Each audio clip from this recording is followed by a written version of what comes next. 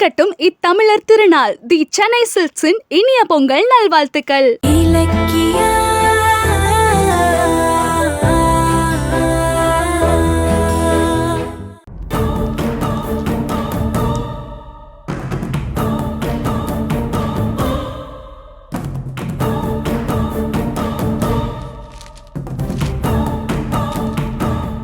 அண்ணி உங்ககிட்ட பேசணும்.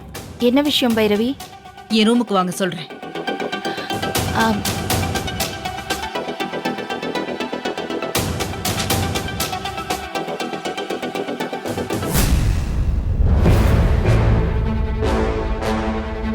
என்ன ஆச்சு?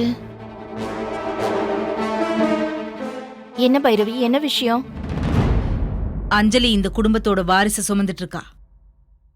அவளுக்கு ஒரு gift கொடுக்கலான்னு ஆசைப்படுறேன். தாராளமா கொடு, ரொம்ப சந்தோஷமான விஷயம். ஆனா அதை நீங்க தான் தரணும். நான் தரணுமா? நான் என்ன தரணும்? என்ன பைரவி இப்படி சொல்லிட்ட? அவ நம்ம குடும்பத்துக்கு வாரிசு சுமக்கிறா. அவளுக்கு தாராளமா gift கொடுக்கலாம். என்ன கொடுக்கணும் சொல்லு. இந்த வீட்டோட சாவி கொத்து. நம்ம வீட்டு சாவி கொத்த இலக்கியா கிட்ட இருந்து வாங்கி அஞ்சலி கிட்ட நீங்க கொடுக்கணும். என்ன பைரவி, என்ன சொல்ற? எதுக்கு இப்படி திடீர்னு ஒரு முடிவு எடுத்திருக்க? இப்ப அதுக்கெல்லாம் என்ன அவசரம்? என்ன பேசுற நீ? இருங்க இருங்க அண்ணி, நீங்க எதுக்கு இவ்ளோ டென்ஷன் ஆகுறீங்க?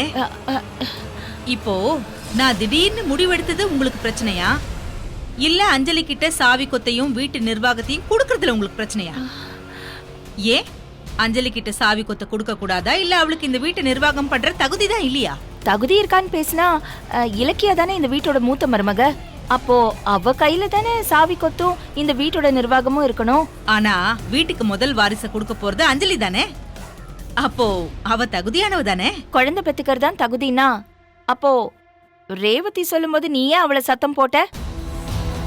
அவ குழந்தை பெத்திருக்கா, ஆனா நீ என்ன அண்ணி, இந்த வீட்டு சர்வெண்டோட வச்சு என்ன நீங்க கம்பேர் பண்றீங்களா? இதுக்குதான் சாவி கொத்த அஞ்சலி கிட்ட கொடுக்க கூடாதுன்னு சொல்றீங்களா? வீட்டுல வேலை செய்யறவ கூட என்ன மதிக்க மாட்டேங்கிறா. ஏன்னா இலக்கியா கிட்ட தானே வீட்டு சாவி கொத்து இருக்கு. வீட்டை நிர்வாகம் பண்றவளே நம்ம பக்கம் இருக்கா. இந்த பைரவியால என்ன பண்ண முடியுங்கிற திமிர்ல ரேவதி என்கிட்ட சண்டைக்கு வரா. ஆஃப்டர் ஆல் அந்த சர்வெண்ட் ரேவதி என்ன திட்டுறத பார்த்து அந்த இலக்கியா தட்டி கேட்காம அமைதியா இருக்கா.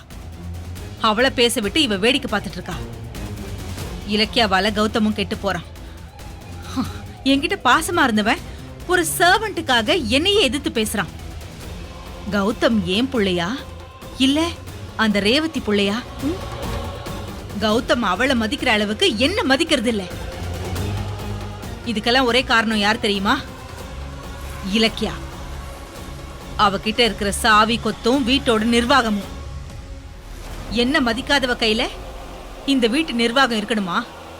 அத நான் பார்த்துட்டு இருக்கணும். இனிமே இலக்கியா கிட்ட சாவி கொத்தும் இருக்கக்கூடாது, வீட்டு நிர்வாகமும் இருக்கக்கூடாது. உடனே அவகிட்ட இருந்து வாங்கி நீங்க அஞ்சலி கிட்ட கொடுங்க. முடியாது. இத பாரு பைரவி, இலக்கியா இந்த வீட்டு பொறுப்பை சரியா நடத்தலைன்னா நானே அவளை கூப்பிட்டு விசாரிச்சு அந்த சாவி கொத்த அவ கையில இருந்து வாங்கியிருப்பேன். அப்படி வாங்கினாலும் நான் அஞ்சலி கிட்ட கொடுக்க மாட்டேன். ஏன்னா அவளுக்கு கொஞ்சம் கூட பொறுப்பு இல்ல, பொறுமை இல்ல, எல்லாத்துக்கும் ஆத்திர அவசரப்படுறா. இந்த வீடு ரெண்டா பிரிஞ்சிருச்சுன்னா அதை ஒட்ட வைக்கிறதுக்கு அவளால முடியாது. நான் தான் பெரும்பாடு பட்டுட்டு இருக்கேன். இதுல சாவி கொத்து பொறுப்பு வேறையா? முடியாது. இது பாரு பைரவி, நீ சொல்ற மாதிரி குழந்தை பெத்துக்கிறது தான் தகுதினா இனிமே இலக்கியாக்கு கூட குழந்தை பிறக்க போகுது. அப்போ இந்த வீட்டு சாவி நிர்வாகம் அவ கையில இருக்கிறது தானே நல்லது. இருக்கட்டுமே. இத பாரு, நான் அஞ்சலிக்கு இந்த பொறுப்பெல்லாம் கொடுக்கவே மாட்டேன்னு சொல்லல. கொடுக்கறேன், அவளுக்கு கொஞ்சம் பொறுப்பு வரட்டும், அதுக்கப்புறம் பாத்துக்கலாம். வரேன். அண்ணி நில்லுங்க. இதான் உங்க முடிவா? ஆமா.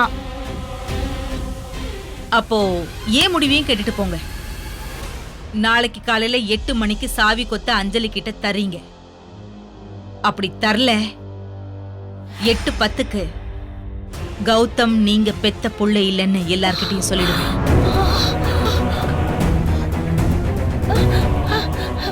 பைரவி, என்ன பைரவி இப்படி பேசுற?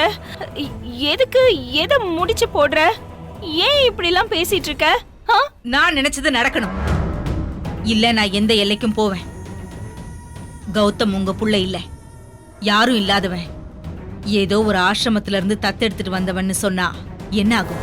ஐயோ, கொஞ்சம் யோசனை பண்ணி பாருங்க. வீட்ல ஒரு பெரிய பூகம்பமே வெடிக்கும்.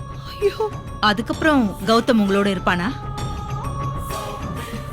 30 வருஷமா நீங்க பொத்தி பொத்தி வளர்த்த கௌதம் போயிடுவான். அதுக்கப்புறம் இந்த அஞ்சலி தாண்டவம் ஆடுறத உங்களால சமாளிக்க முடியுமா நீ? இப்ப நீங்க கொடுக்க மாட்டேன்னு சொல்ற சாவி கொத்தையும் நிர்வாகத்தையும் சொடுக்கு போட்டு அஞ்சலி வாங்கிடுவா. எப்படி வசதி? பைரவி, என்ன பேசுற நீ? என் பாசத்தை வச்சு என்ன மிரட்டுறியா? கௌதம் உனக்கும் தானே புள்ள? ஆ? உனக்கு தானே புள்ள? அப்போ நீ ஏன் இப்படி எல்லாம் நினைச்சிட்டு இருக்க? சொல்லு. நான் அவனுக்காக தான் சாவி கொத்து கேக்குறேன். சாவி கொத்து போனாதான் இலக்கியாவோட அதிகாரம் போகும், அவ அடங்குவா. அப்புறம் கௌதம் என்ன தேடி வருவான், என்கிட்ட பாசமா இருப்பான். நீ அவன் யாருங்கிற உண்மை தெரிஞ்சாலும் எனக்கு அவன் மகனாதான் இருப்பான். ஆனா உங்களுக்கு வாய்ப்பே கிடையாது. அந்த அஞ்சலி விட மாட்டா. இனி இந்த வீட்டை அதிகாரம் பண்றது அஞ்சலியா தான் இருக்கணும்.